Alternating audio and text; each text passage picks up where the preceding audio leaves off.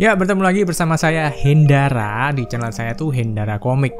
Nah, hari ini saya lagi nyoba apa ya? Bukan setup juga sih, tapi formasi yang berbeda. Di sini ada Xiaomi Pad 5 dan di atas ini ada DSLR. Nah, jadi aku konekin DSLR ini ke Xiaomi Pad 5 buat lihat previewnya. Karena di DSLR ku ini itu masih jadul ya. Jadi tuh nggak ada yang namanya screen yang bisa dibalik-balik tuh nggak ada. Jadi harus pakai screen tambahan. Nah, biasanya aku pakai Android dan kali ini aku pakai Xiaomi Pad 5 biar nggak mubazir gitu kan, dan enak banget, gede di sini.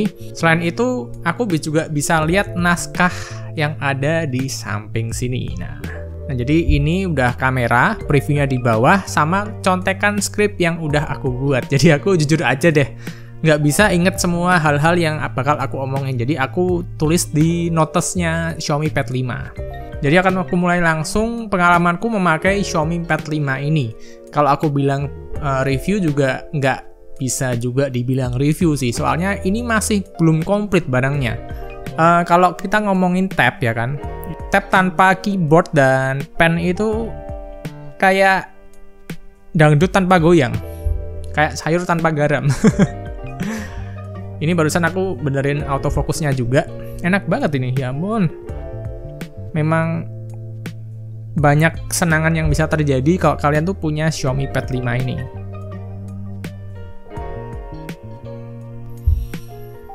Nah, Xiaomi Pad 5 ini basically adalah sebuah tablet yang bagus, kencang. Performanya tuh ada, jadi kalian nggak bakal nemu yang namanya lelet, karena udah pakai Snapdragon 860. Dan storage-nya untuk harga 5 juta ini tuh terbilang bagus ya. 256 GB. Kalian isi film, kalian isi kerjaan, kalian isi game, nggak usah pusing. Isi aja. Have fun aja pokoknya. Nah, di Xiaomi Pad 5 ini karena Xiaomi dia punya Google Service ya, nggak kayak Huawei. Dan ini salah satu 1.0 untuk Huawei. Terus layarnya ya, ini IPS, tapi bisa aku bilang ini IPS-nya bagus banget. Dan udah nggak peduli lah layar IPS AMOLED, ini bagus banget layarnya. Terus speakernya juga udah ada 4, 2 di kanan, 2 di kiri, 2 di atas, 2 di bawah, misalkan seperti itu. Dengan Dolby Atmos, jadi buat multimedia udah pastikan nyaman. Dan dalam pembelian, kalian tuh udah dapat screen protector yang udah terpasang di layarnya. Dan aku rasa sih ini perasaanku aja atau enggak, kayaknya lebih bagus daripada screen protector gratisan yang ada di HP. Tapi aku belum bisa buktiin sih, ini bener atau enggak. Terus untuk frame kameranya, ini udah keren ya bentuknya ya, kayak Poco F3, cuma kameranya satu aja. Jangan tertipu oleh framenya, tapi keren. Terus juga pinggirannya tuh udah flat design kayak seri-seri iPhone. Ini juga, ya kalau dibilang desain sih estetik dapet banget lah di tahun 2021 ini. Terus dalam pembelian kita juga masih dapat charger walaupun cuma 22,5 watt.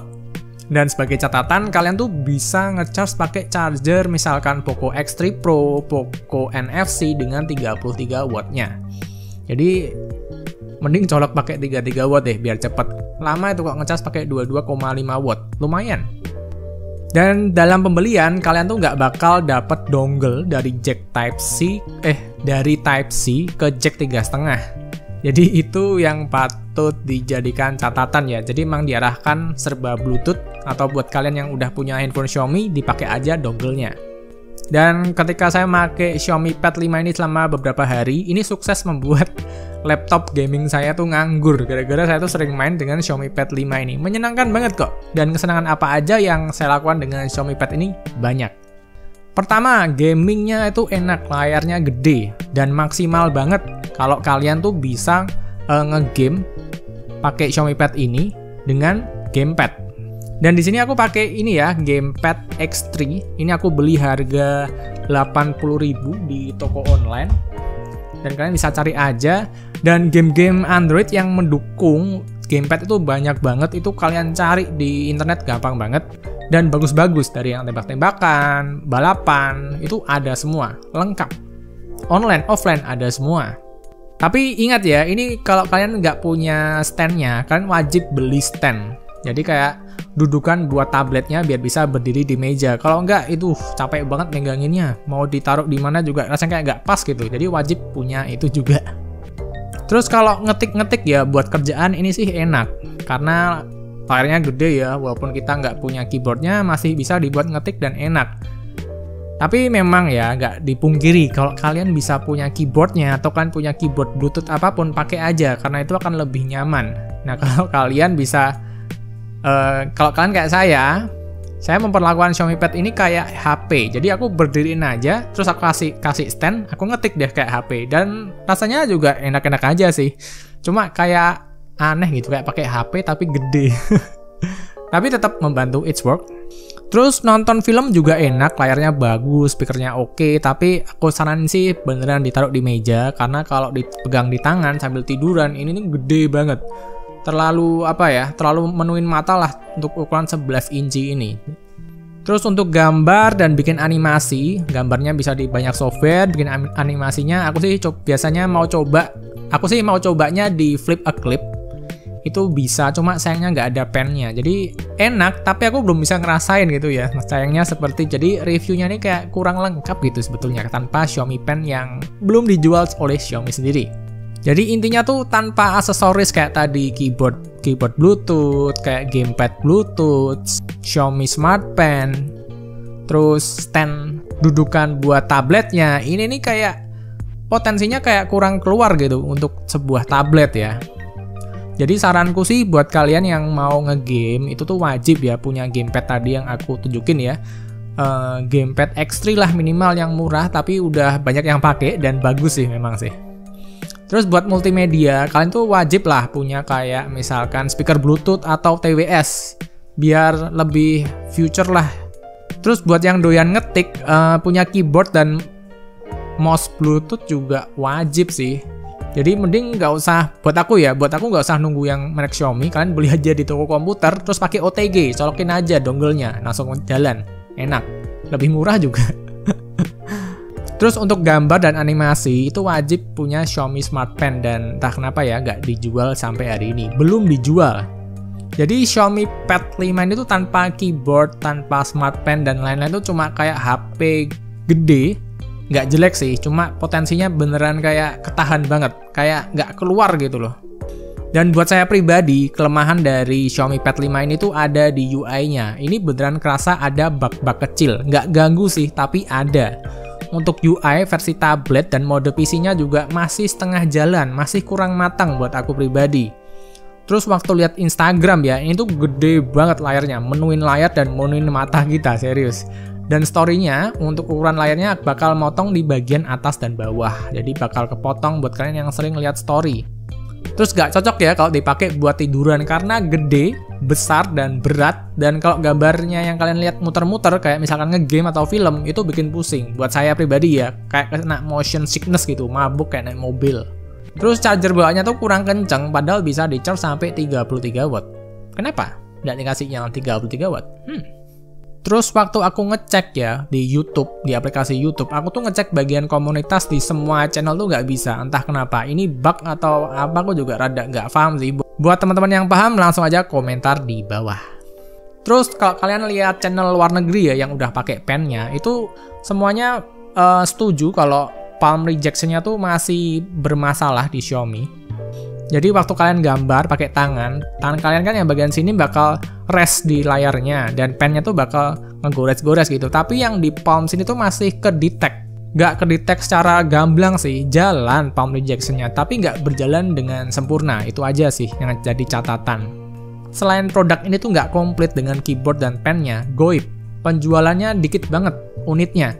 Dan untuk flash sale kedua juga mundur lumayan jauh ya. Entah kenapa nih, entah memang Xiaomi tes pasar atau gimana, aku juga gak ngerti.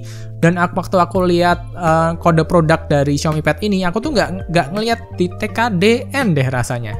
Bener gak sih? Komentar di bawah ya. Jadi tuh tiba-tiba kayak nongol aja gitu. Launching global, terus beberapa minggu kemudian datang versi Indonesia. Ini terbilang cepat sih, dan patut kita ucapkan terima kasih ya buat pihak Xiaomi Indonesia yang udah mendatangkan ini dengan cepat. Cuma ya cepatnya tuh nggak komplit gitu, lagi-lagi males. Tapi selain kekurangan itu, ada kelebihan-kelebihan yang ada di Xiaomi Pad 5 ini. Pertama, tetap tablet yang terbaik di harga 5 juta. Kalian bisa dapat banyak kesenangan yang bisa kalian lakukan dengan tablet harga 5 juta ini. Terus kalau diberdiriin ya, ini tuh bener-bener jadi big handphone. Jadi Poco X3 Pro yang versi besar gitu. Ngetiknya sih lebih nyaman ya kalau berdiri ya. Kalau kita tuh nggak punya keyboardnya. Dan keyboardnya juga bisa dikecilin, jadi bisa kalian adjust sendiri lokasi keyboardnya ya. Layarnya tuh besar dan bagus, cocok buat gantiin laptop atau sekedar nonton film aja. Dan untuk game ini sangat mumpuni ya, dan cocok buat main game bareng ponakan atau bareng keluarga. Bikin hubungan keluarga jadi makin erat kan. Terus kameranya bisa dibilang sesuai dengan standar tablet di harganya, bahkan menurutku lebih baik sedikit sih daripada brand lain sih di harga yang sama ya.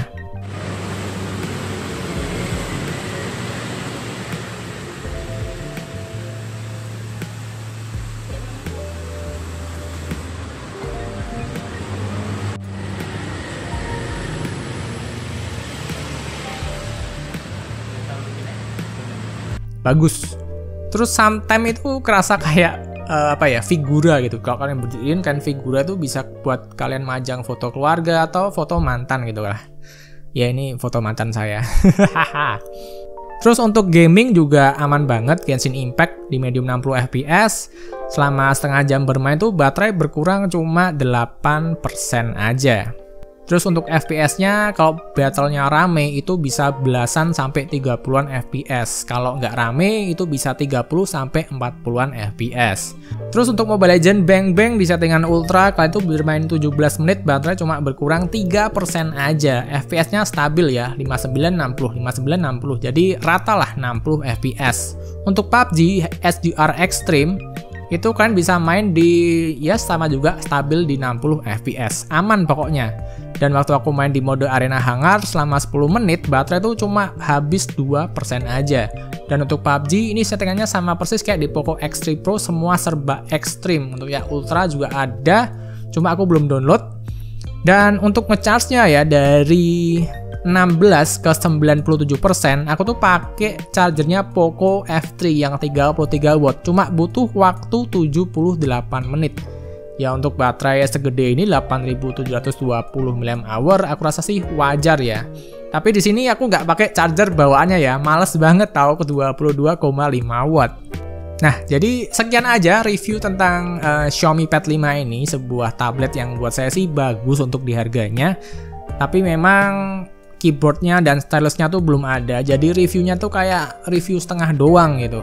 Dan untuk UI-nya semoga Xiaomi cepat-cepat perbaiki dan matangkan ya, soalnya ini potensinya nanti gede banget. Please, ini potensinya gede banget Xiaomi Pad 5. Karena udah murah banget ya ini ya, udah murah banget di kelas harganya, dan yang didapat bisa dibilang cukup banyak yang didapat. Dan untuk keyboardnya aku rasa sih kayaknya mau beli yang keyboard Bluetooth buat PC aja, karena lebih murah pastinya. Karena kalau beli yang bawaan tuh aku lihat di channel lain itu beratnya tuh 500 gram ya. Jadi kalau kalian pasangin di Xiaomi Pad 5-nya, beratnya jadi 1 kilo, lumayan kalau dibawa-bawa sih. Tapi tetap lebih ringan daripada sebuah laptop. Jadi segitu aja ceritanya. Thank you ya yang udah nonton dari awal sampai akhir. Dan sampai bertemu di video berikutnya. Bye. Semoga Xiaomi cepat mendatangkan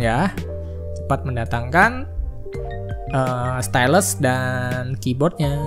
Ayo Xiaomi, aku tunggu ya.